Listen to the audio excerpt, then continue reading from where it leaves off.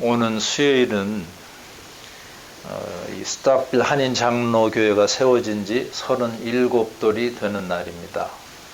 그러니까 1982년 11월 13일에 이제 우리 교회가 모이기 시작했다고 합니다.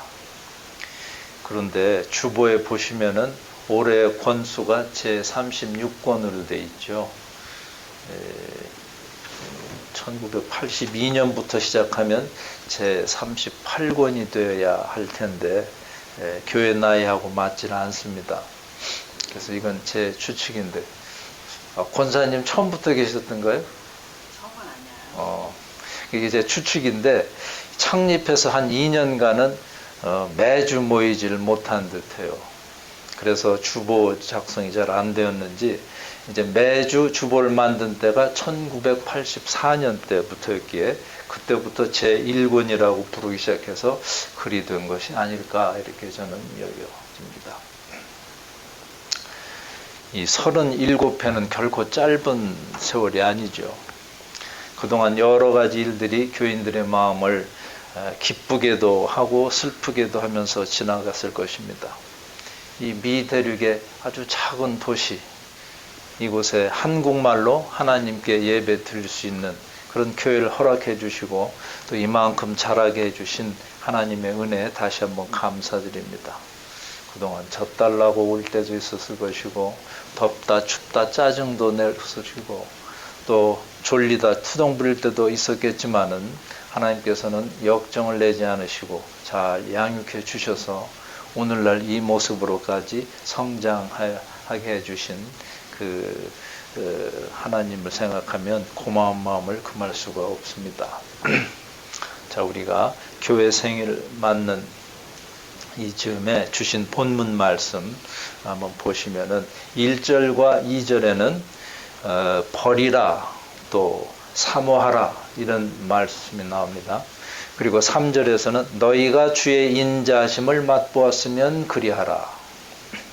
너희가 하나님의 사랑을 맛보았으면 또 구원의 확신을 얻었다면 이런 것은 버리고 저런 것은 사모하라 하는 그런 권면이 아니겠습니까?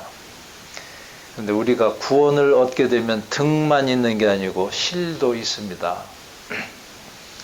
자, 이제 우리가 버릴 것과 사모할 것을 구별할 줄 아는 나이가 되었으니까 취사 선택을 해야겠죠. 자, 버리라고 한 것이 무엇이었습니까? 1절에 보니까 악독, 모든 악독과 모든 기만과 외식과 시기와 모든 비방하는 말, 그런 것들을 버리라는 거고요. 그러면 사모할 것은 무엇입니까? 2절에 보니까 신령한 젖, 그것을 사모하라고 그랬어요. 2절 말씀을 다시 읽어보겠습니다. 갓난 아이들 같이 순전하고 신령한 젖을 사모하라. 이는 그로 말미암아 너희로 구원에 이르도록 자라게 하려 함이라. 갓난 아이가 어머니의 젖을 어떻게 사모합니까? 배가 고픈 아이가 처절하리만큼 울면서 열심히 어머니를 찾습니다. 그러면은 그 어머니는 그 소리에 마음이 안쓰럽게 되죠. 그래서 얼른 젖을 물립니다. 여러분들은 아마도 어린아이가 젖 빠는 모습을 보셨을 거예요. 얼마나 온 정성과 힘을 다해서 빠는지 그 조그만 이마와 콧등에 진땀이 흘리는 거 보셨어요? 예. 그래서 최선을 다한다는 뜻으로 젖 먹던 힘을 다해서 라는 표현이 생긴 줄로 압니다. 인간은 그래도 울어대기만 하면 어머니가 젖을 물려주니까 편한 셈인데요. 이 캥거루 새끼를 한번 봅시다. 어미 젖을 사모하는 그 경우가 아주 심각하다고 그래요. 이 유대류 동물들은 태반이 불완전해가지고 이 어미 뱃속을 일찍 떠나서 밖으로 나옵니다. 조산하죠. 이 조산하는 보이지도 않는 눈과 힘없는 팔다리를 휘저으면서 이제 어미의 주머니를 찾아 나서는 거예요. 그 주머니는 조산아의 인큐베이터요, 또 젖줄이니 새끼 캥거루에 있어서는 필사적인 여행길이 아닐 수 없습니다. 전 보진 못했는데 그 어미 캥거루가 이렇게 도와준대요. 이렇게 그 혀로 그 갈 길을 뭐 이렇게 뭐 인도한다고는 하지만은 그 어린 것이 그 찾아 나서는 모습이 참 애처롭죠.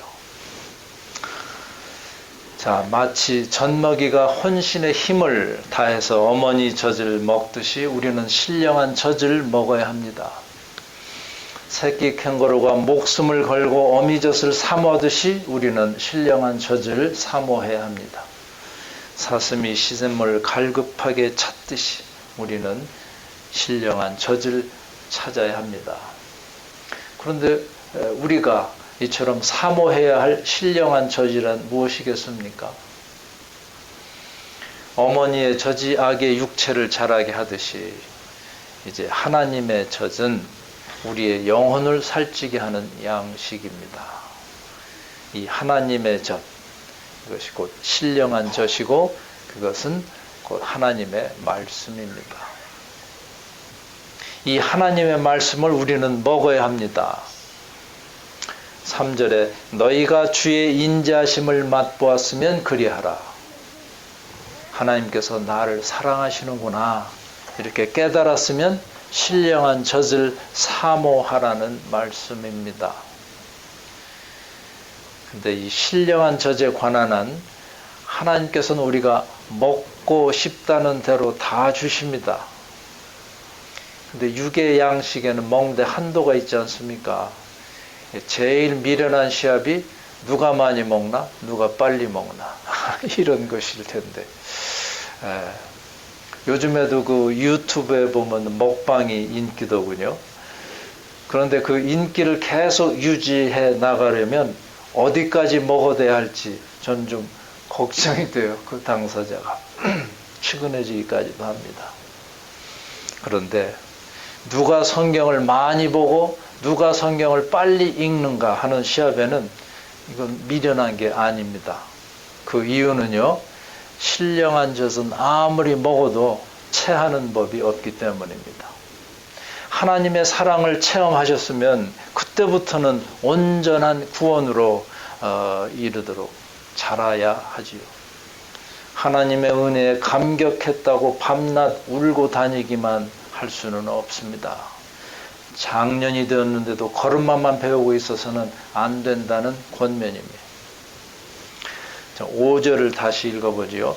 너희도 산돌같이 신령한 집으로 세워지고 예수 그리스도로 말미암아 하나님이 기쁘게 받으실 신령한 제사를 드릴 거룩한 제사장이 될지니라. 이제 장년이 된 스탁빌 한인 장로교회는 신령한 집이 되어야 합니다. 그러면 어떠한 집이 신령한 집인가? 이 본문의 근거에서 다 같이 한번 생각해 보시기를 바랍니다. 한 3가지를 꼽아 볼게요. 첫째, 신령한 집은 신령한 젖이 흘러 넘치는 집이어야 할 것입니다. 신령한 집에는 신령한 젖이 제격이죠. 교회가 하나님 말씀에 바로 서지 않으면 교회가 될 수 없고, 교회가 하나님의 말씀을 사모하지 않으면 단지 친교 단체에 불과합니다. 하나님께서는 이스라엘 백성에게 약속하셨죠. 내가 너에게 젖과 꿀이 흐르는 땅으로 인도하겠다. 이제 그들이 가나안 땅에 이르고 보니까 과연 젖과 꿀이 흐르는 땅이었습니다. 한번 여러분들 여행 가보세요. 그 이스라엘 뭐 아무것도 없는데요. 그런데 여리고성에 들어가면 갑자기 뭐 나무도 있고 종려나무도 있고 그래서 이게 젖과 꿀이 흐르는 땅이라고 그랬나? 뭐 저는 속으로 그렇게 생각을 해봤어요. 자, 그런데 그곳엔 젖과 꿀만 흐르는 게 아니라 타락과 방종, 죄악과 부패도 가득 찬 곳이었습니다. 젖이 흐르기는 흐르는데 신령한 젖이 아니었던 것이죠. 자, 우리 교회는 과연 신령한 젖만 흘러넘치고 신령한 젖만 사모하는지 한번 반성해 보십시다. 믿는 자는 신령한 농부라고 그러죠. 갈라디아서 6장 8절에 이런 말씀이 있습니다. 자기의 육체를 위하여 심는 자는 육체로부터 썩어질 것을 거두고 성령을 위하여 심는 자는 성령으로부터 영생을 거두리라. 믿는 자는 이처럼 성령을 위해서 심는 자입니다. 영생을 거두는 농부입니다. 이러한 신령한 농부에게는 신령한 젖이 반드시 필요하죠. 하나님의 밭을 열심히 가는 자는 하나님의 말씀 속에 많은 보화를 캐어낼 것입니다. 여러분 모두가 하나님 말씀을 사모하는 자가 돼서 이 교회가 참으로 신령한 집이 되기를 간절히 기원합니다. 이 둘째로 신령한 집은 산돌로 지어진 집이죠. 이 4절을 보세요. 사람에게는 버림바가 되었으나 하나님께는 택하심을 입은 보배로운 산돌이신 예수께 나아가, 이런 말씀이 있습니다. 이 성경에는 예수 그리스도를 돌로 묘사한 곳이 여러 곳이에요. 비근한 예로 고린도전서 10장 4절에 보시면은 다 같은 신령한 음료를 마셨으니 이는 그들을 따르는 신령한 반석으로부터 마셨음에 그 반석은 곧 그리스도시라. 예수님이 생명수를 내는 반석으로 묘사되고 있죠. 또 오늘 본문 7절과 8절에서는 어떻게 묘사했나요? 중간 7절 후반부부터 보면 건축자들이 버린 그 돌이 모퉁이의 머릿돌이 되고 또한 부딪히는 돌과 걸려 넘어지게 하는 바위가 되었다 그럽니다. 그리스도는 하나님의 성전을 짓는데 없어서는 안 될 모퉁이 돌인데도 불구하고 이스라엘 백성들은 무용지물인 양 그분을 버렸습니다. 그리스도는 사람들로부터 완전히 버림을 받았습니다. 죽은 돌이 되고 말았습니다. 그러나 하나님의 목적 안에서는 그분은 무엇보다도 존귀한 왕국 건설의 모퉁이 돌이 된 것입니다. 산돌이 되셨습니다. 제가 어렸을 때 돌산을 하나 가지고 있으면 큰 부자다라는 소리를 들은 적이 있었어요. 저는 나무 하나 없는 그 볼품없는 산이 뭐리 대단하냐 그랬더니 모르는 소리 말라고 하면서 돌을 캐서 팔면 그게 다 돈이 돼요. 채석장에 그게 돈이 많은가 봐요. 자, 묻혀있는 바위를 쪼개어내다 팔면 그 돌은 죽었다가 살아난 셈이죠. 좋은 건물의 모퉁이 돌도 될 수 있습니다. 이탈리아는 대리석을 마치 시루떡 잘라내어 파듯이 파는 나라입니다. 그죠? 그저 땅에 묻혀있던 돌이 조각가의 손에 의해서 비너스로 태어나기도 합니다. 산돌이 되는 거지요. 예수께서는 부활하셔서 이제 사망의 권세를 이기시고 그분을 믿는 모든 성도들 위해서 영원한 생명의 길을 열어 놓으셨습니다. 사람들은 예수님을 죽였지만 그분은 다시 사셨습니다.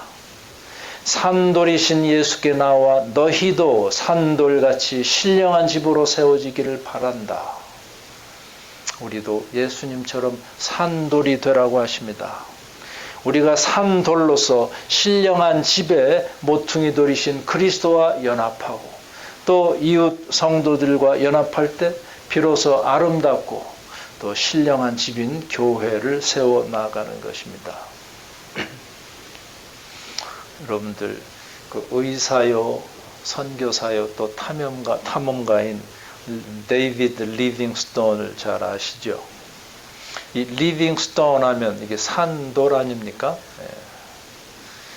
이 리빙스톤은 자신의 성에 담긴 뜻과 일치한 삶을 살았습니다. 주의 인자심을 맛본 후에 그는 아프리카에 가서 복음을 심는 산돌의 사명을 다했습니다. 주께서 주신 소명감을 불태우며 이제 신령한 집을 지을 산돌들을 모으기 위해서 온 정열을 다 쏟았습니다. 자기와 같은 산돌, 리빙스톤들을 얻기 위해서 말이죠. 여러분의 삶은 어떠하신가요? 나는 과연 산돌인가? 나는 참으로 주님의 몸된 교회를 이루는 산돌인가? 나는 과연 교회에 주신 주님의 사명을 잘 감당하는 신자인가? 나는 과연 하나님을 세상에 드러내는 사람인가? 우리는 죽은 돌이 아니라 산 돌이 되기를 원합니다. 우리는 그저 남에게 아무런 영향을 주지 못하는 돌이 아니라 생명을 전해주는 돌이 되기를 원합니다. 신령한 집은 이와 같은 산돌로 지어진 집입니다. 또 셋째로, 신령한 집은 신령한 제사가 드려지는 집이어야 한다 그러죠. 5절 후반부입니다. 하나님이 기쁘게 받으실 신령한 제사를 드릴 거룩한 제사장이 될지니라. 이 제사장이라고 하면은 구약시대 희생제물 잡아서 하나님께 제사 드리던 일을 하던 사람이고, 백성을 대신해서 이제 그들의 죄를 사해달라고 하나님께 중보 역할을 하던 사람이지요. 그런데 오늘 본문은 우리들을 보고 거룩한 제사장이라고 하는 겁니다. 이게 어찌 된 일입니까? 하나님께서는 진작에 이스라엘을 보고 모든 나라들의 제사장의 나라가 될 것이라, 이렇게 되라고 원하셨죠. 그러나 이스라엘이 불순종했고 그 뜻을 받아들이지 못했습니다. 그래서 신약 시대에 와서 그리스도의 교회가, 우리와 같은 교회가 이스라엘 대신 제사장의 임무를 맡게 된 것입니다. 우리가 거룩한 제사장이 된 이유가 이거예요. 이제 우리는 하나님께 영적 제사를 드리는 그런 자들이 되었습니다. 신령한 제사를 주관하는 제사장이라는 말씀이에요. 본문 9절을 다시 읽어보겠습니다. 그러나 너희는 택하신 족속이요 왕같은 제사장들이요 거룩한 나라요 그의 소유가 된 백성이니 이는 너희를 어두운 데서 불러내어 그의 기이한 빛에 들어가 계신 자의 아름다운 덕을 선전하게 하려 하심이라.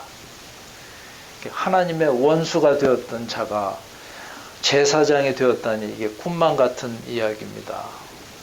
그리고 또 터무니없는 평가 절상이기도 하고요. 시인 바이런은 아침에 일어나 본 자기가 유명한 사람이 되어 있었다 이런 말을 했다지만은 하나님을 믿게 된 우리는 그야말로 하루아침에 일약 제사장이 되는 기적의 주인공이 되었습니다. 그러기에 여러분은 죄 많은 인류를 위한 중매자이고, 또 여러분들은 타락과 방종, 죄악과 부패, 위선과 교만, 시기와 칭호 이런 것들이 가득 찬 이 세상에 하나님을 알려주어야 할 중개인입니다. 여러분께서 혹시 만인 제사장론이라는 말을 들어보신 적 있습니까? 너희는 왕같은 제사장이라, 이 말씀에 근거해서 루터가 제창한 교리입니다마는 믿는 자는 모두가 제사장이라는 주장이죠. 이 교리는 하나님의 진리를 소수의 사제들이 독점하려 했던 중세 오류를 시정하고 있는 거죠. 성경의 진리는 모든 사람이 함께 나누어야 할 뿐만 아니라 하나님께 나아가는 데 있어서 모든 사람이 동등한 권리를 가집니다. 그래서 모든 신자는 하나님 앞에서 영적 제사장의 신분을 갖습니다. 저는 소그룹 인도자 모임 같은 데서 종종 이런 말씀을 드리곤 했습니다. 여러분은 목회자고 소속 그룹원들은 주님께서 여러분에게 맡겨주신 양부리입니다. 물론 목회자가 목자는 아니죠. 이제 양의 리딩 쉬프지만, 그런데 어디 소그룹 인도자들 뿐이겠습니까? 여러분 한 분 한 분이 다 제사장이십니다. 이 말씀에 의아한 생각을 가지는 분이 혹 계실지도 모릅니다. 황 목사, 당신이 목회자지 왜 내가 목회자냐? 이렇게 주장하시는 분이 계시다면은 그분은 아직도 중세적 사제관을 갖고 있는 분이죠. 여러분, 한 분 한 분이 산돌이 되어서 신령한 집인 이 교회 일부를 이루며 맡겨진 제사장의 임무를 다할 때 그 교회는 전체가 살아서 움직이는 그런 성전이 될 것입니다. 한 심령이 살아서 움직일 때 그 교회는 잠자지 않으며 매너리즘에 빠지지 않으며 무기력하지 않을 것입니다. 세상 사람들이 저 집단은 예수를 믿는 것 같기는 한데 뭐 별 볼 일 없는 사람이야, 이런 지탄을 받지 않을 것입니다. 이런 말에 혹자는 이렇게 발문할지 모르겠어요.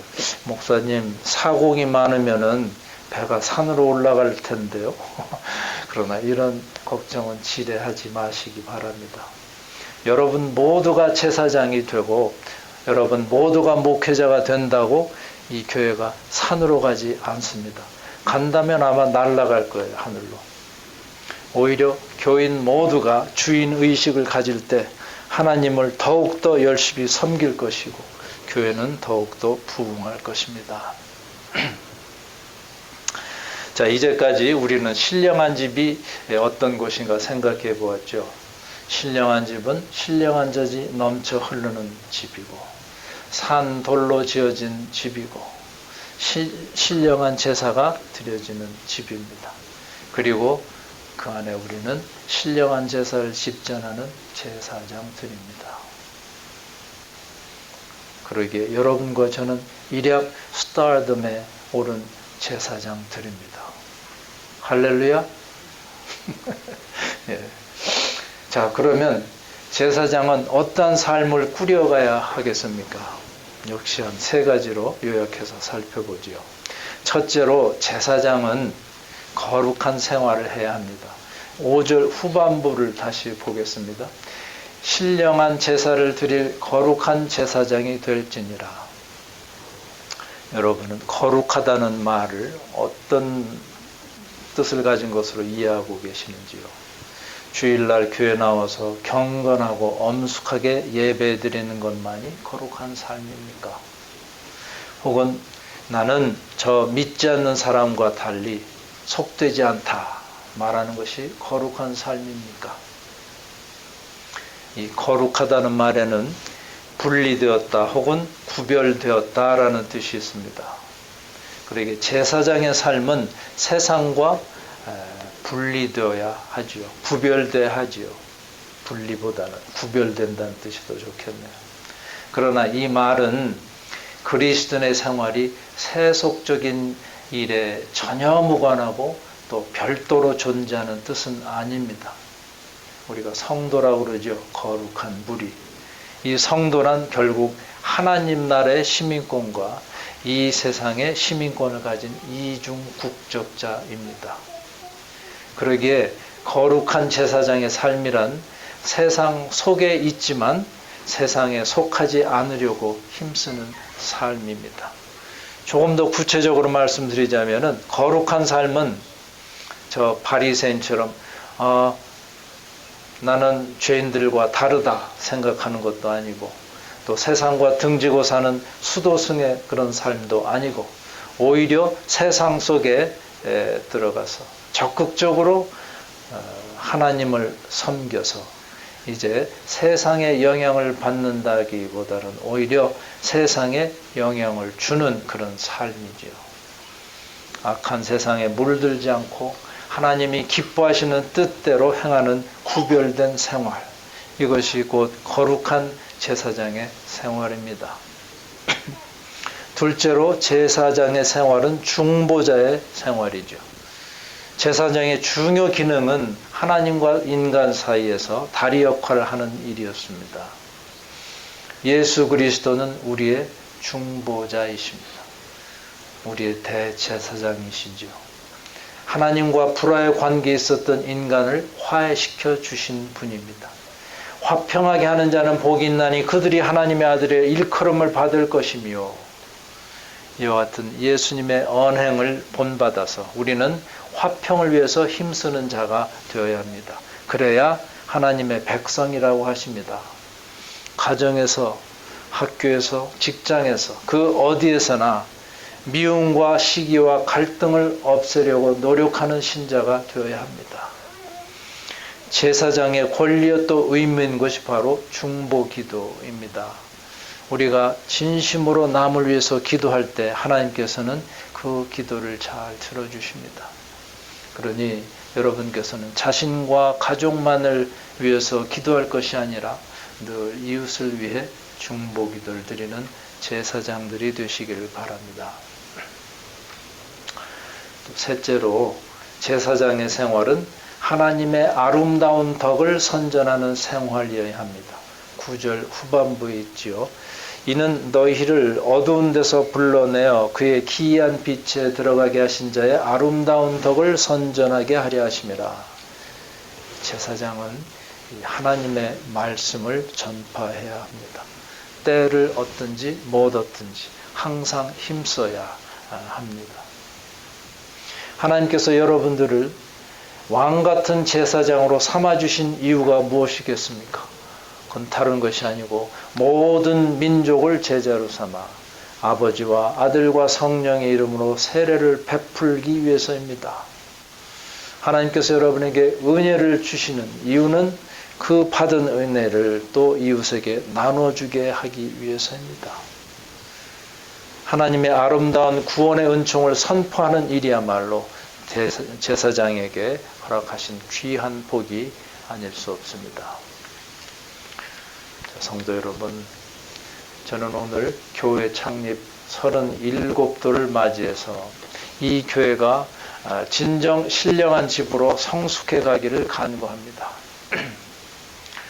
신령한 젖이 흐르고 산돌이 서로 모여 교회 전체가 살아 움직이고 모두가 거룩한 제사장이 돼서 몸으로 산제사를 드리는 그런 신령한 집으로 자라기를 간절히 소원합니다.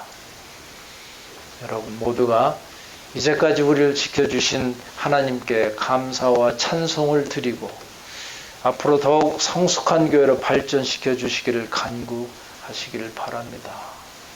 이러한 소망 가운데 각자에게 맡겨주신 사명을 잘 감당해서 스탁빌 한인 장로교회가 하나님께서 진정으로 기뻐하시는 교회로 더욱더 잘 지어져 갈 수 있기를 간절히 기원합니다. 네, 기도드리겠습니다. 하나님 아버지, 저희 교회를 세워주시고 장년이 되도록 인도해 주신 은혜에 감사합니다. 신령한 집이 되라는 도전을 주시니 또한 감사합니다. 신령한 젖, 하나님의 말씀이 넘쳐 흐르고 산돌이 서로 모여서 신령한 제사를 드리는 교회가 되기를 소원합니다. 저희들을 그리스도 안에서 더욱 성숙하게 하시고 세상에 하나님을 알리는 거룩한 제사장들이 되게 하소서. 그리하여 스탁빌 한인 장로교회가 하나님 아버지 마음에 쏙 드는 교회요, 이 지역에서 주신 사명을 다하는 교회가 되게 하소서. 예수님의 이름으로 기도드립니다. 아멘.